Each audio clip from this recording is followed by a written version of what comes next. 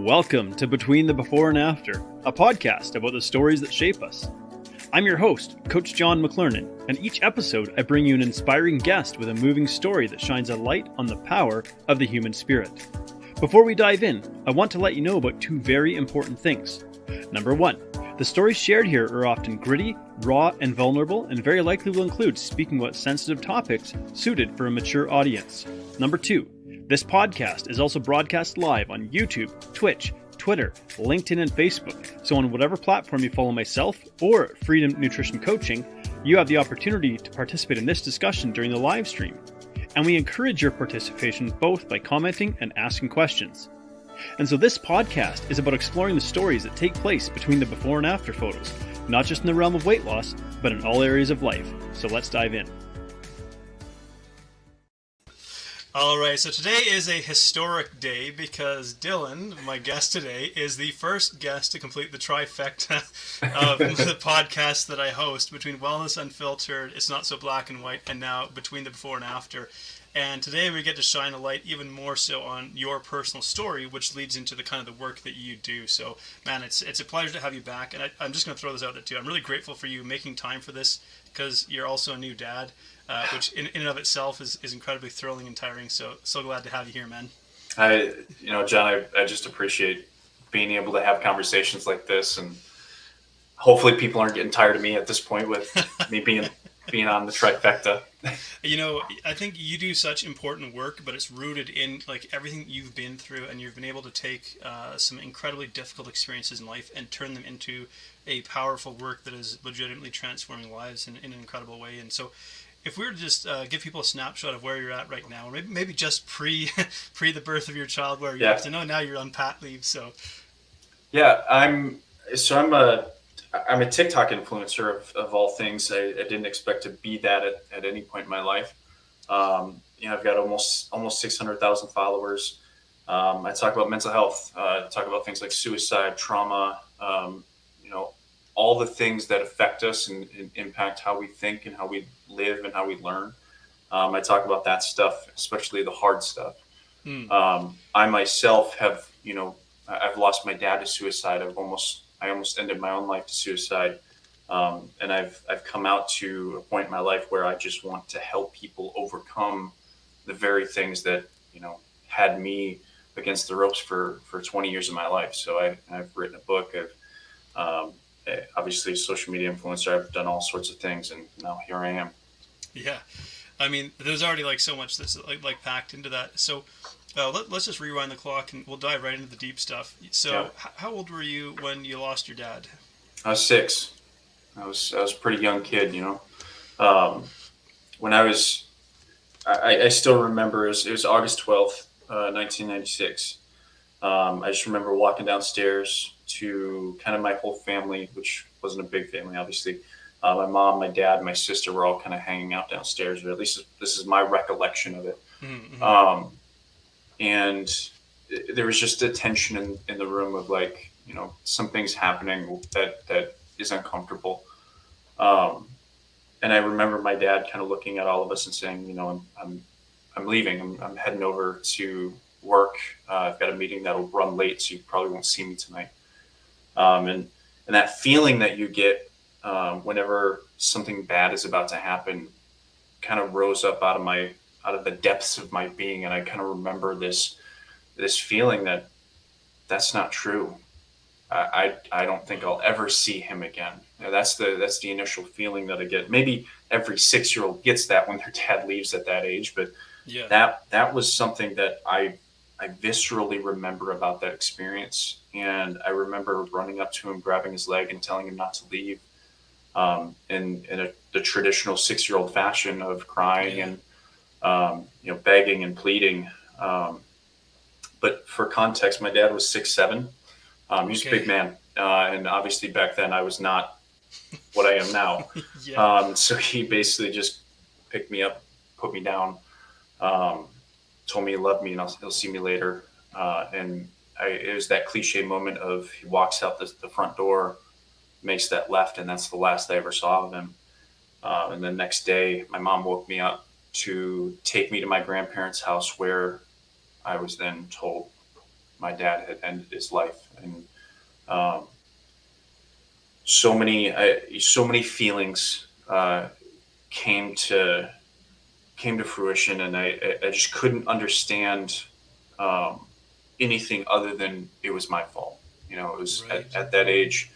Um, what I've learned throughout the years now is that at 6 years old, you don't have the mental capacity, you don't have the brain capacity to think outside of yourself. Yeah. And so what really happens is that these massive feelings of guilt and shame and regret and all of uh, these things that you can logic your way out of as an adult, at 6 years old you can't. And Right. oftentimes what happens is you build this profoundly negative structure within yourself of you are the problem, because that's all you can kind of Mm.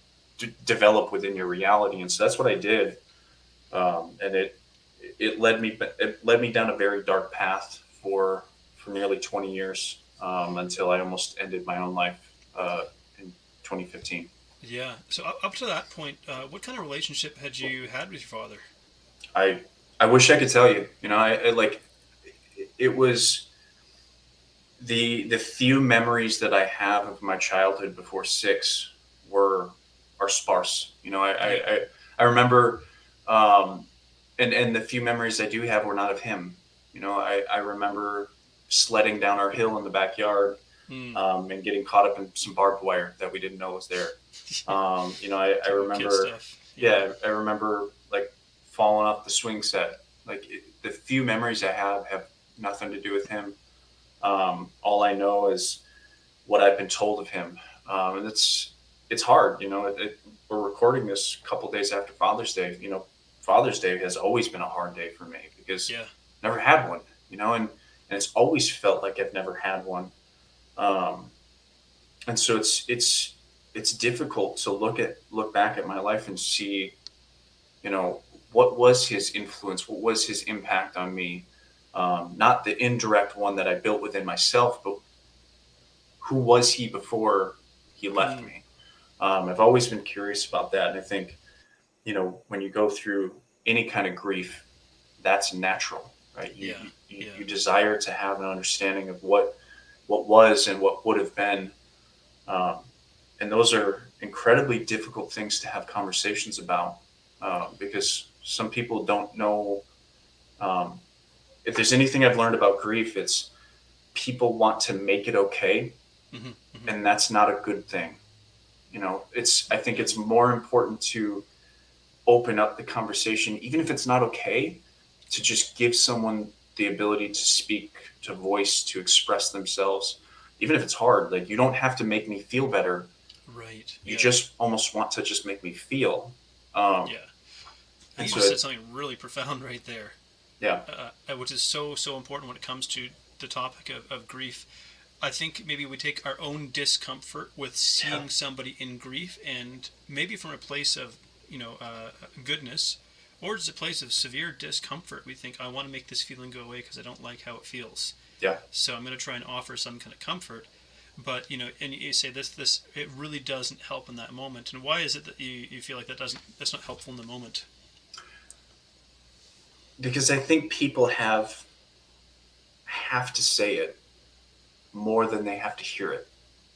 I think when we get the opportunity to speak, we get the opportunity to then reflect on what we've said, rather than internalizing all of the voices that speak to us and tell us, because how many times have you seen someone, like, for example, an addict who's been through so many things? How many times has that addict been told your addiction's going to kill you? But how many times have they been offered a chance to speak about why they have that addiction? Where did it start? Right. What did they feel when they use it? Like having these conversations. And it's not just obviously addiction, but like grief itself. When you start to learn that you can speak about this stuff, when you can share the good memories, the bad memories, the Mm. hurtful memories, the fun memories, you get this opportunity to relive and process emotion, I think, in a way that becomes beneficial. Whereas if all you get is people talking at you and trying to comfort you and nurture you through this, um, I think you're negating what your body really needs because it Right. needs that expression. I think there's a visceral feeling that your body's emotional expression is fundamentally important in the process. That, again, that's, that's so powerful, and you know, you kind of answered one of my next questions. Really, there's power in putting words to what we feel, because you know, in your head, and you know, we may not have the words to express what we feel, but to express something means it can start to take shape. Yeah, And I get the sense that we need to metabolize these emotions, and I think about it as that's kind of what we're doing. We often try to push it down, but there's no way it's coming out the back end. yeah. It has to come out through our processing center, our mind, our head, our mouth, and it's so powerful. It, you know, from 6 years old, was there a time through your childhood or adult years, young adult years, did you have a father figure at any point in time in that stretch? I did. So following my dad's death, it was a few years later, but my mom found a man that thought was good. I think we all thought was good. We moved in with him out in the country. It was kind of a horse ranch kind of thing. It was Mm-hmm. like 6 acres and really nice house. We had, I think, 4 or 5 horses, a couple pastures, a little bit of woods. He kind of became a father figure, although I never really, in the beginning, I never really looked at it that way. You know, I Right. never really allowed it. I think because of what happened, I just didn't know how to look at someone else as being my dad. Mm. Um, because I think I was so internal with all of my feelings and my thoughts that I was just so caught up in blaming myself for everything that happened that I just didn't have the capacity to bring someone else in. Right. Um, but that man ultimately ended up physically abusing me for everything I did wrong. It was called discipline, but realistically, it was a harsh punishment. Right? Mm. It was if I did something wrong or if I didn't do my chores. Mind you, I was probably between 9 and 13 years old around the time when this Mm. happened. If I didn't do the dishes right, I was getting beat. Right. And not just like a spanking. It was a 3/4 inch leather Western belt from the back, small of my back down to the backs of my knees, which isn't unheard of back then. But it was something that at the time when you put it in context of what happened with me and my dad, me blaming myself for all the things that happened with that situation of I put his suicide on my heart, on my chest, Mm-hmm. and my shoulders. What then happened was everything that I did wrong from that point on was just adding to the Wow. layers of internal failure and internal struggle. Um, that I was not a good kid. I was worthless. I was devaluing myself because of all of this that was happening. And so whether or not you argue that spanking is a good thing or a bad thing, when you put it in context of a child's life, more often than not, in my opinion, it's a profoundly bad thing.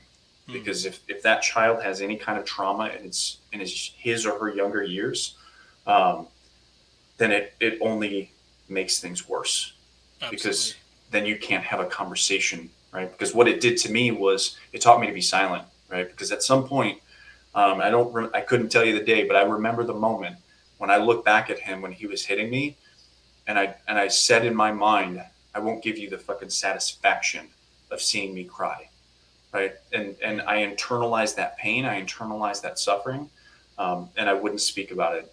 I wouldn't cry, I wouldn't feel it. When I found myself alone in my own kind of silence in my own room, that's when I would feel. That's when I would cry. Um, feel the hurt, feel the pain, but I would not feel it with anybody else because I couldn't trust them, right? And Right. so ultimately, that became kind of a profound expansion of all of the guilt and shame and regret that I had.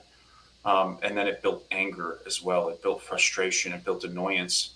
Um, And so on top of this, on top of these really bad feelings and emotions, it Yeah. built a layer and this coat, I think a wall of surface level feelings that people then mistook for being the problem, right? Right. You're an angry kid, or you're a frustrated kid, or you're just a bad kid for not doing what you're told. When the Right. reality was, is I was grieving, and You'd not only never. that, I was self-destructing. Yeah. Yeah, you'd never been given like the opportunity to even express, and maybe like nobody really truly understood how to. And depending on what you're comfortable sharing, I'm curious, how was your mother fitting into this situation, and if she had the space or capacity to support you while this was happening, and could you share any of this with her? My mother didn't know, and that was probably the most unfortunate part. I never knew that she didn't know until late into my 20s. Like only a few years ago did I actually learn that she never knew that that was happening. And when she did learn of that, because it was quite sudden, our leaving that situation. Um, it wasn't on me. It was actually my sister. That situation, she picked up and left. And there was very very little explanation. I didn't really understand it until obviously a few years ago. Um, but she had no idea what was happening to me. But when she found out it was, something similar was happening to my sister, we left. And so it was in that if you look broad strokes, Mm, I just had no idea, right? Like I expected my mom was supportive of this, but she really wasn't, right? She just had no idea. And I had never been able to, at 6 years old, I'm sorry, at 9 years old, 10 years old, I had never put it together that she was never around when this stuff happened. right. Yeah. That's yeah. That's incredibly difficult. So this is all piling up. Going through high school and just having all of this sort of torment locked inside of you, how did that affect your ability to socialize and form friendships and relationships, if that was even happening? I I became a chameleon of sorts, where Mm, I was was liked by most, um, and and that was it. I not really hated by many, um, until there were a few bullies in school, that every once in a while would give me trouble, for I was super skinny back then. Like I was probably like 6'1", 6'2" in sophomore junior year, and I was like 140 pounds. okay. Yeah. So I was a beanpole, um, and so that was about it. Like I didn't have any problems necessarily fitting in with people, but I just fit in with everyone, and I didn't go into depth with anybody. I didn't allow anybody close, especially when during that time, during middle school and into just very slightly into high school, um, because we lived on that ranch, we were kind of separated from society. And so when we actually moved into uh, my high school's town, that's when my neighbor was actually kind of became my best friend for a while, and then his best friend became my best friend. That's when I first started having, I think, socialized relationships, Yeah. like real friendships. Um, but it's still so tentative to have any kind of discussion of the depth. If that makes Right. sense. And I wonder if there's like a fear of forming an attachment because of Yeah. the attachment that was like torn away from you in traumatic fashion, and then like as you described, just having trauma after trauma layered on top of it. And so the fear of if I form another attachment, like it's just going to lead to my heart being torn out or feel like my heart's being torn out. Yeah. And so at some point you made the decision that you were gonna join the military. How old were you when you decided that was the path you wanted to take? Well, honestly, it was quite young. I joined when I was 17, just a few weeks before my 18th birthday. But I during during my tenure with that second kind of father, you could say, or father figure. He was actually a Navy veteran, um, and had served for a while, and he was a huge history buff. So he had all sorts of movies, and I remember, um, consistently watching the History Channel on World War II and World Mm. War II in color. I remember kind of watching all of those, and he had just a bunch of military centered VHS tapes that I would watch all the time on Vietnam, Korea, World War II. Um, and when I started kind of watching that, that was kind of when I was always kind of going through this really interesting relationship with suicide of looking at my dad's suicide and saying I'll never be that, but at the same time having this desire to want to end my life, to not want to be here anymore. Um, and it kind of throughout watching that content, watching those videos, I was like, maybe that's the best thing for me.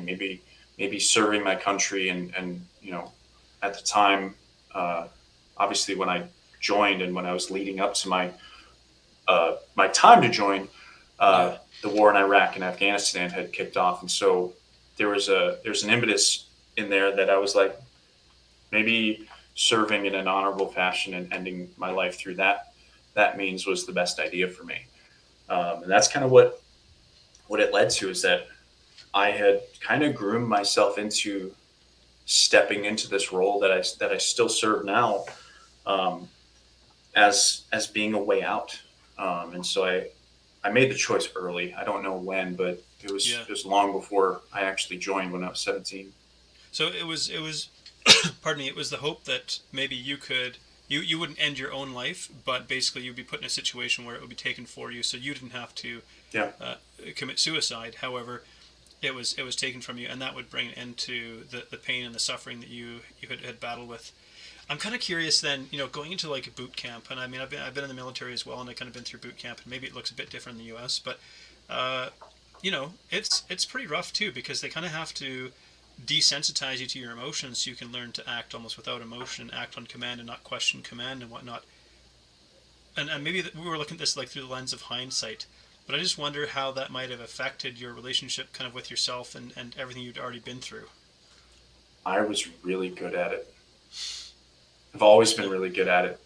I trained myself at a young age to do exactly that, right? Like, Right. Yeah. I, what I found was being the chameleon made you invisible in basic training, right? And so because I was so good at doing what was needed, doing what was necessary, um, I put myself in the situations to just take care of the things that need to be taken care of, but never put myself in a position to take any credit. I didn't want any credit. I didn't want people to notice me. I didn't want people to care about me. I just wanted to get everything done, and taken care of so we could all get through it. Um, and to do that, I always put my own feelings, my own emotions behind me. I did not care, Yeah. because I had trained myself to do so. Pain has never been, uh, since getting beaten, pain has never been a problem for me. Yeah. I have a very different relationship with pain, for with many instances of proof that I could discuss. You've got a very very high tolerance for it, and Yeah. that's kind of what I was anticipating, is that it reinforced this pattern of like not feeling, of Yeah. putting those aside, of burying them. There came a point. So then you obviously had I'm guessing multiple tours, or I'm not sure how many deployments you had, but I'm more than one, I would assume. Yeah. And there came a point in time, because there's something about going into a hostile zone where your life might actually end, and maybe you end up feeling more alive than you ever felt before because you have to be so alert and switched on. Yeah. Did that kind of unlock anything for you? So my first when I joined, when I came back for the first time, my unit was leaving. So I came back and they were gone, basically, and I missed out on that first deployment that they went to. Um, Turns out I didn't miss out on much because they went to Iraq and did prison duty. So it wasn't a deployment that I was like super upset about missing. Um, but at the time, I was upset because I wanted to go. That was the point. It was like I wanted to go to Afghanistan or Iraq and do what I was supposed to do. Um, so in lieu of them leaving, I was attempting to find a deployment that I could go on, right, to get to serve my country and do what I needed to do. and put myself in a position where I wouldn't come back. Um, and it took me about 3 years before I actually got on a deployment to Afghanistan.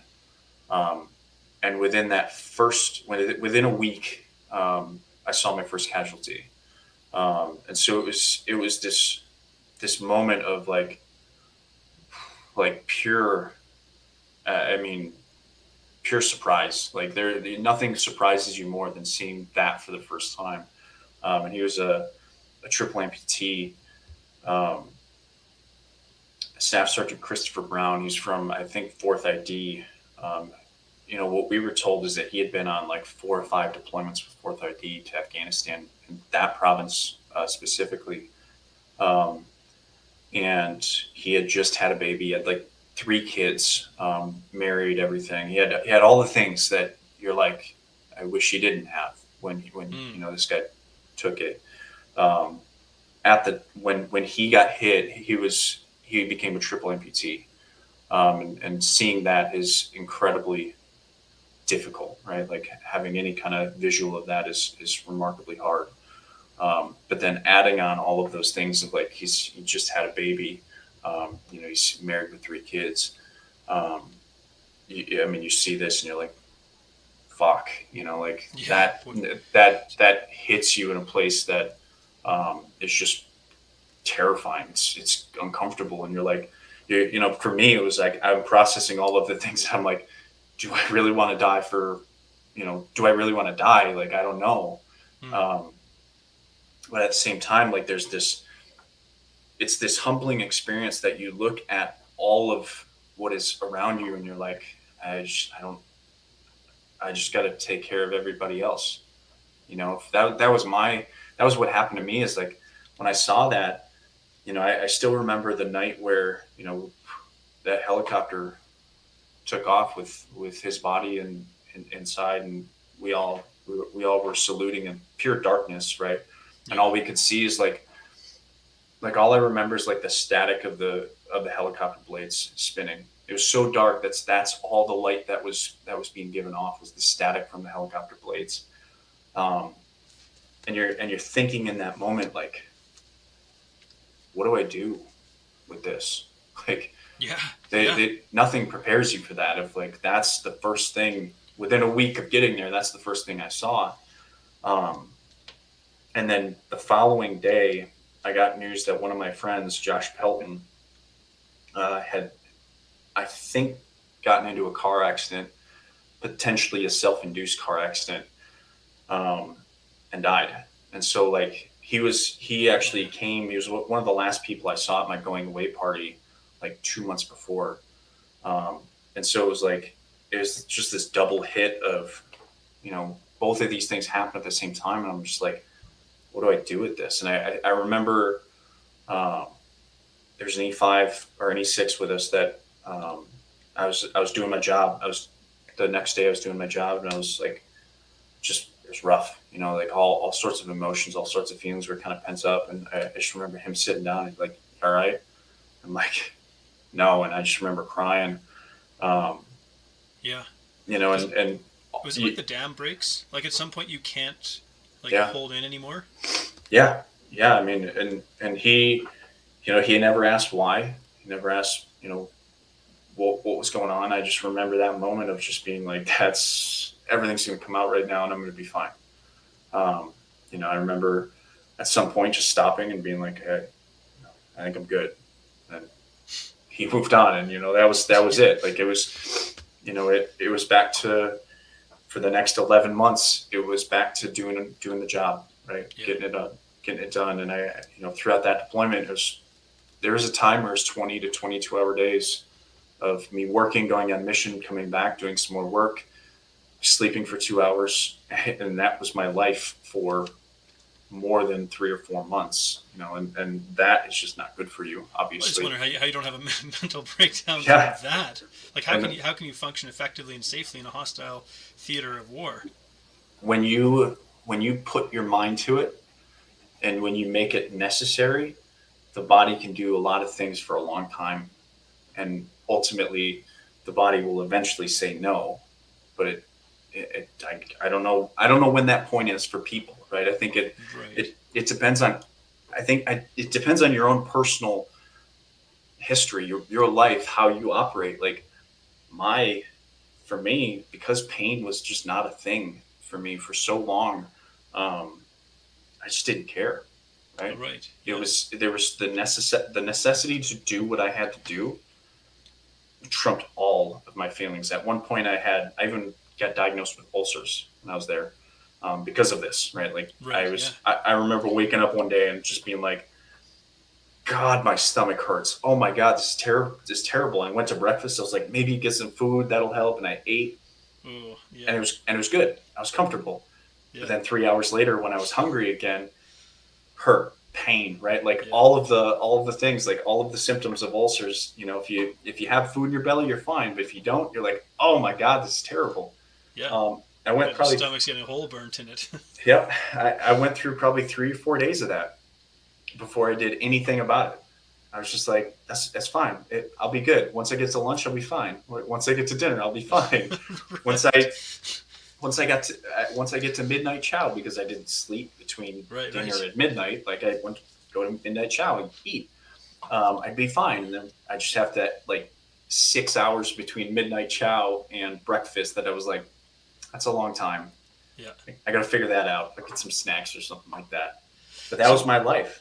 yeah, and when you're on deployment like that, I mean, I recall when I was in basic training and going through this kind of stuff. You hear all the right things. This is what we do. We take care of you. Support you. Blah blah blah. Blah.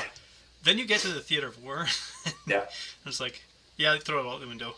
Like it Yeah. just out the window.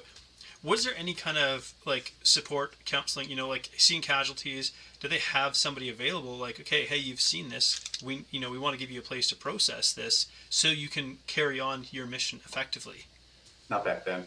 No, It was 2012. right, And I mean, we had a battalion aid station, but it was a surgical team basically. right, Their jobs were to literally sew things back on and sew things up. So their their medical expertise was you know the actual wounds, not the invisible ones.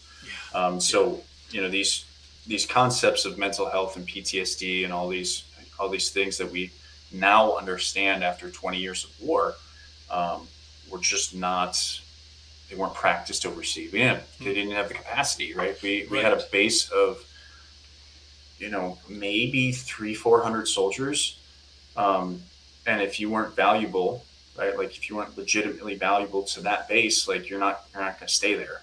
right. um, and I just didn't see any counseling Well, services. I didn't hear of anything. I wasn't given any information about them. Like you just do what you got to do, and then 11 months later you can deal with it on the way out. right. Pack it all down until you get home. You know? There was a moment in time. I know this because we've chatted before, but where you had this. And maybe it wasn't just a moment in time, but like, I want to live. I actually want to live, and I want to get through this. And I want to get home. Was that Yeah. on this deployment, or was this on another deployment? No, I think it was that deployment, but I think it was a development over time. Like it was after that, after seeing that casualty, because it wasn't the only casualty I saw, especially in the first 2 months, because I was flight line. I was Hmm. flight line detail, so I dealt with a lot of medevac because we had the surgical team. They Yeah. would bring Afghans, they bring Americans by helicopter to our base so we could get them taken care of. Um, and after seeing so many of them, like I saw a dude with half a head, like half of his cranium was missing, and he was walking and talking. Like it was like Yeah. they had a bandage around him, but that bandage was there was a straight line across his head. It was like he's missing half of his head, and that guy's walking around like you see this stuff. You see like guys with no arms coming off these birds, um, and at some point you're like, I don't like. You're like, if it's not a death, like I don't want to live like that, right? Like you almost look at everything and you're like, if it's not super bad where I die, I do not want to live like that because I'll just be a burden, right? And Yeah. everything kind of becomes that of either kill me or don't don't make me a burden to people, Mm-hmm. and that there's always this idea in your head, or for me, of maybe maybe I should just try to be the best I can, and maybe nothing will happen to me, and I don't have to deal with any of that. I can just get through this, right? If I can be, Yeah. and so I was always turned on when I was on mission. I was locked in. I was ready to go. At one point, they gave me an M21 sniper rifle, or designated marksman rifle, and I was like, that was my jam. That's kind of where the long range bug kind of hit me, because I would take that out every week and I'd shoot 900 to 1,000 meters just to keep myself dialed in. Um, Right. and from that point on, like what I found in that rifle specifically was kind of a moment of clarity, where when I took that out and I took that shooting, because I'd always go with my sergeant major, I'd shoot that and I'd kind of like go into my own zone, and I felt comfortable, which was remarkably weird for me because everything else in my life was not comfortable. Right. Um, but it was kind of that hobby that I would later carry on after that deployment, of learn this because it allows you to distract your mind from all of the shit that you've been through. Right. And so, in that deployment, kind of throughout it, I found myself kind of looking at a possibility to live. Did I outright make the decision? Maybe, but eventually that decision would counteract itself, obviously, in 2015. But yeah, Yeah. there's a desire to live there for a while. So, at what point, like, did you? Because you reached a point again where you were suicidal. Was it a slow descent? Was it like, what did you? Again, we're sort of looking through hindsight, but what do you observe, sort of falling into that place where you're now at this point saying, "I want to end my life." A lot of things built up to it. Um, as with anyone, it's not just a split decision where, Mm. um, life is good and then all of a sudden life is bad. No, it's life is consistently bad, but you almost kind of negate it and say life is fine, right? Where you disregard the negatives, you disregard the bad stuff, you disregard the emotions, you disregard all sorts of things, and you tell yourself life is good. Um, and so at that point, by 2015, when this happened, I'd lost my dad to suicide, um, child abuse, obviously, bullying in high school, um, everything I saw in Afghanistan, right? So I had PTSD from multiple different things, right? PTSD from Afghanistan, PTSD from my dad, um, and 3 days after I got home from Afghanistan, I tore my ACL. Right, my goal after Afghanistan was to go special forces, and Right. so this absolutely this absolutely destroyed my future in my mind. It was Right. absolutely crushing to me because I was like, I cannot. How can I recover from an ACL tear and then go do SF? I wouldn't make it through the pipeline. So I spent 7 to 8 months in Fort Knox trying to overcome that, um, and then I get home, take my PT test, get promoted to E6, tear my other ACL. Right. So almost exactly a year after I tore my first one, I tore my second one. Recovered again, tore my third one. Almost a year later. So I only have two, but I tore my right one twice. It was my Right. second and third tear. I tore that one twice, and I had both of them uh, reconstructed at that point. And that third one, uh, when I tore that one, I also found myself in a position of like, uh, I'm not comfortable with the relationship I'm in, um, and I don't think I want to be in this relationship anymore. So I broke up with my girlfriend around the same time, and all sorts of things kind of came out, right? Like that whole time, I was remarkably isolated. All of these things were just crushing me. I was so tired. Um, and that's when I found myself in a point where I made a bad decision. I came home. I remember coming home from UW Whitewater from class, and I was just like, I'm done. Like for far too long, I was trying to stop myself from committing suicide, um, and stop myself from ending up like my dad. But at that point, because of everything that was happening, it was just like, I can't stop it anymore. I'm tired of You're like, this. I'm done with fighting it. I don't have the capacity to hold this back anymore. Yep. When you're suicidal, because I mean, I don't get to talk to very many suicidal people, Yeah. or people who, I shouldn't say who have been suicidal. Yep. Sorry, allow me to correct that. Um, at that point, what is kind of going through your mind? Is it like, this is an escape for me? This is an out. This is, I just want to bring this to an end. I don't see a reason to live. I mean, I suppose there's a number of factors. For me, it was, I don't want to be a burden on my people, on these people around me anymore. I don't want to. For me, it was a lot more focused outwardly than it was inwardly.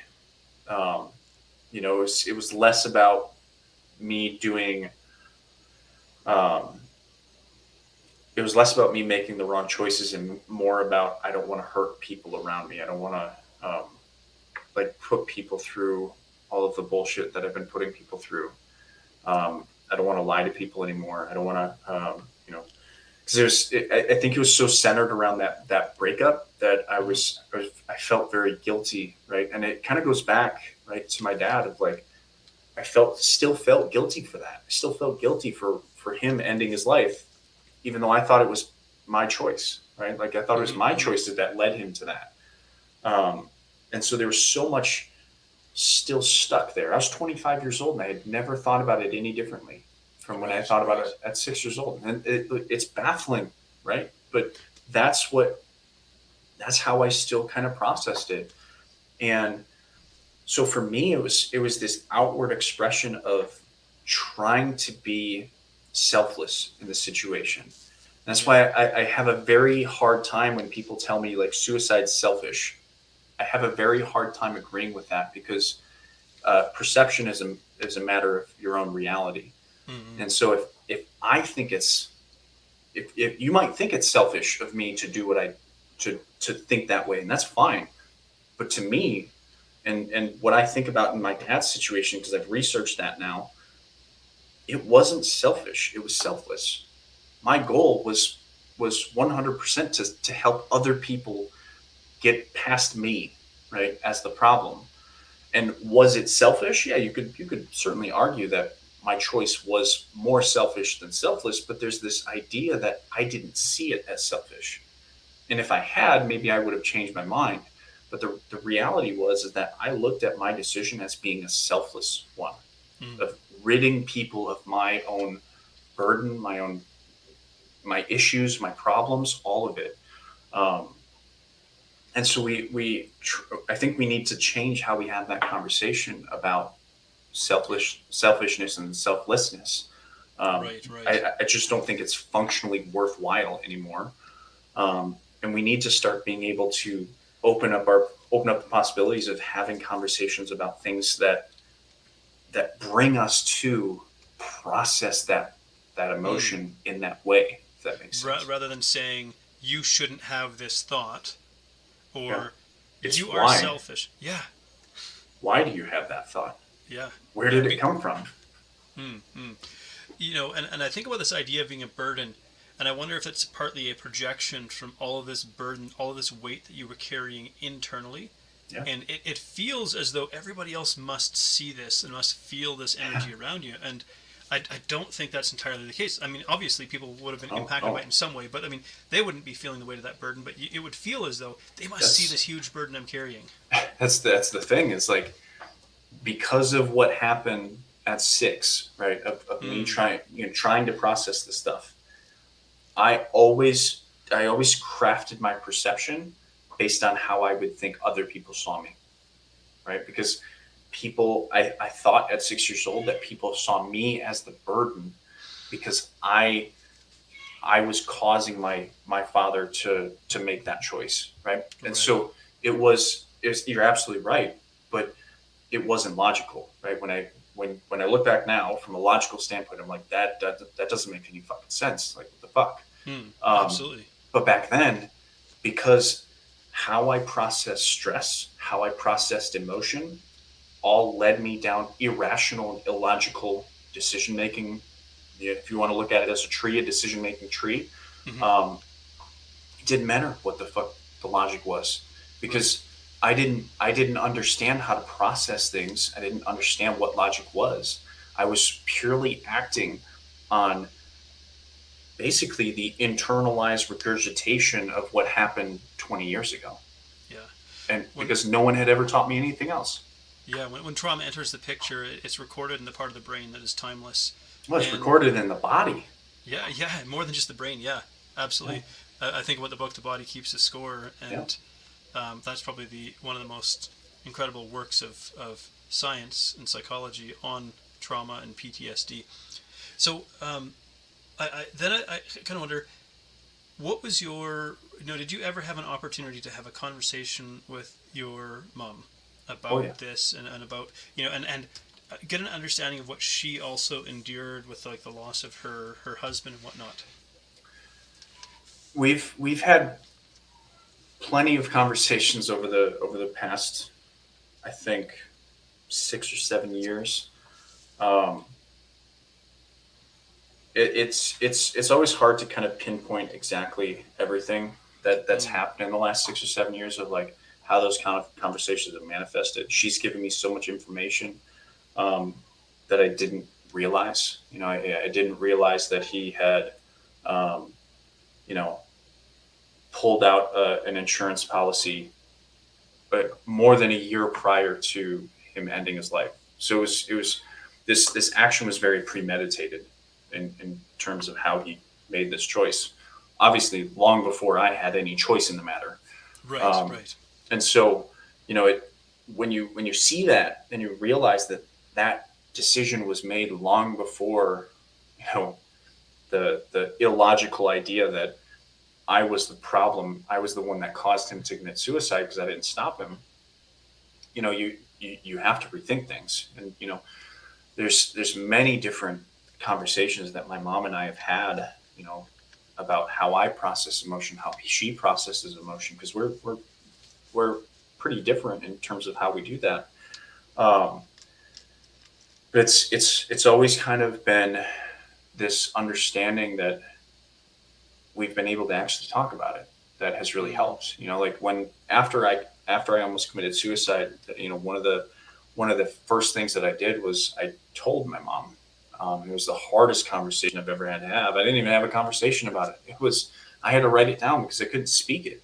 yeah. It was about 3 days after that day, right? I handed her this letter that I had written of like, this is what happened.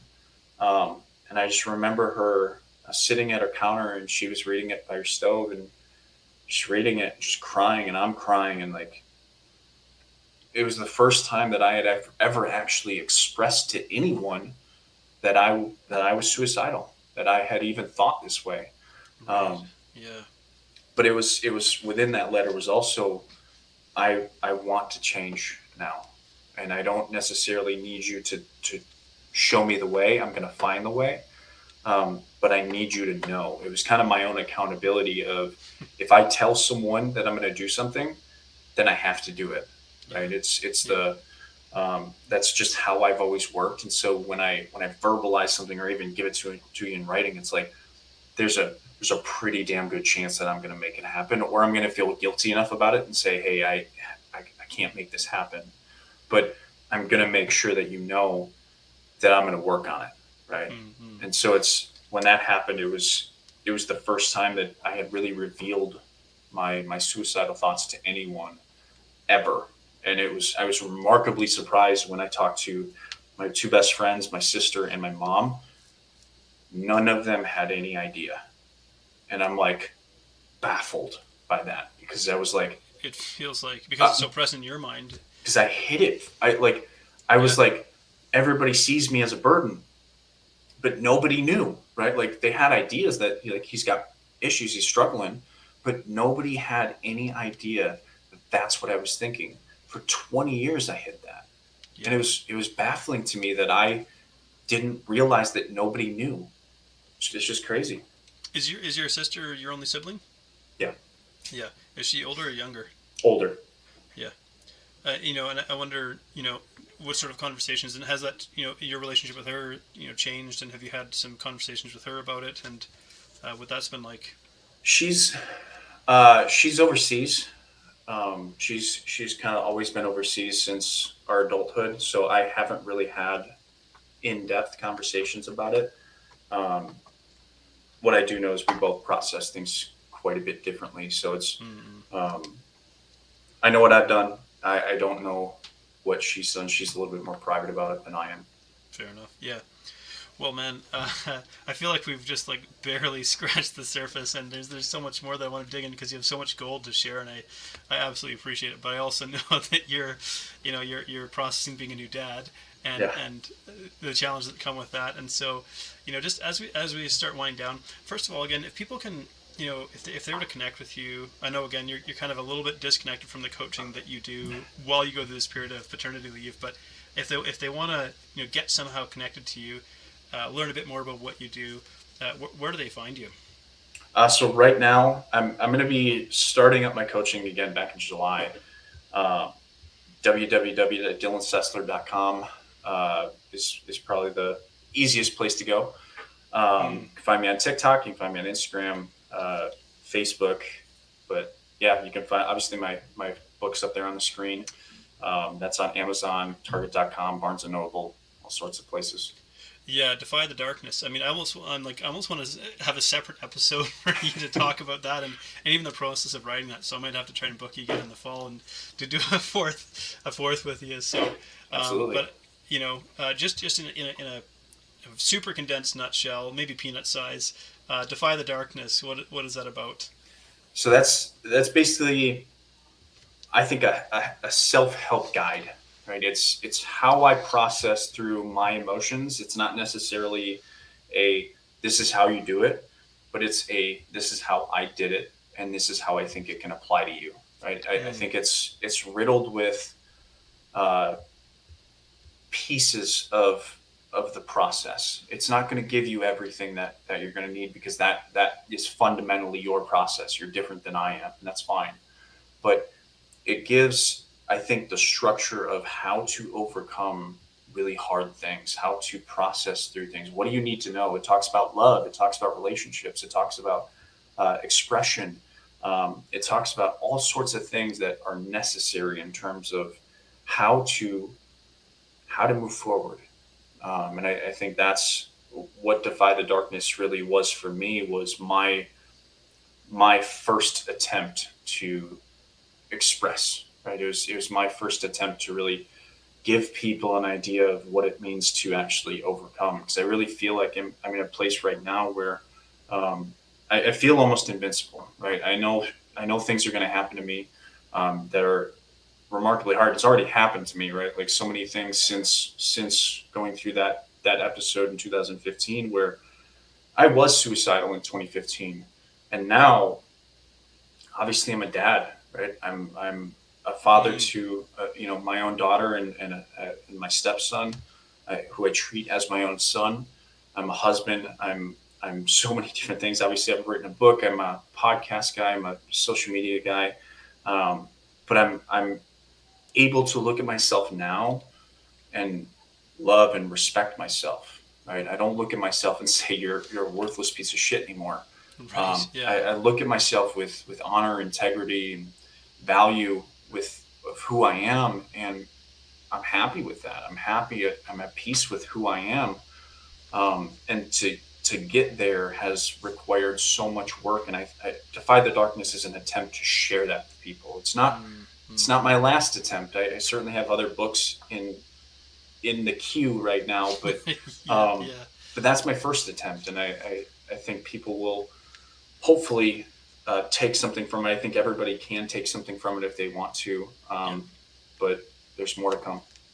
Awesome. That's amazing. I think we'll have to like maybe just as a teaser say we're gonna have like part two, Dylan from 2015 forward, and we'll sort of unpack that Yeah, because I know there's more in there, there's a and I lot think more. just being able to share the way that you've navigated through some of the hard experiences you've had since that time would also be really valuable for people, and so Yeah. I'm very excited for that one there. As a final sort of send off here, if we could just give people maybe one valuable nugget of takeaway from like the experience and this conversation we've had, what would you like people to take away from this? So I haven't posted this, but I wanted to share something I wrote a couple weeks ago that I was kind of thinking about it. And so I'm gonna read this to you. It's a short paragraph, but it's something that's valuable. We like to think of life as a noun, but life is not a person, place, or thing. Life is a verb. It's the action and movement between all things. When you get caught up looking at life like a noun, you become singularly focused on one moment at a time. The reality is different. Life is like the ocean's constant ebbing and flowing waves, rising to the good times and descending into the depths of the bad times. At every step, life is a process, a chaotic puzzle being pieced together. It is moldable, malleable, shapeable entity that never dies. Life goes on whether your feelings are hurt or not. When we see life as a noun, we limit our capacity to see the whole picture from start to finish. Life is a verb, and verbs have different tenses based on past tense, present, and future. Don't forget to add the future into your verb. I love that, man. That's awesome. I think we just have like a highlight clip from the podcast from this episode, just from that there. So, man, it has been such a pleasure. It always is when we get to connect, and I look forward to when we get to connect again next. Appreciate it, John. Thanks for having me. Thank you so much for tuning in to Between the Before and After. If you've enjoyed this episode, please like, share, subscribe, or leave a review, because that helps this podcast to reach and inspire more people. I love exploring the stories that take place between the before and after, the powerful experiences that shape who we become. And I love human potential. I love the possibilities that lie within us. So whatever you may be up against, I hope these stories inspire you, because if you're still here, your story's not done yet, so keep moving forward. Anyone can come from any place of brokenness and destitution and build an amazing life.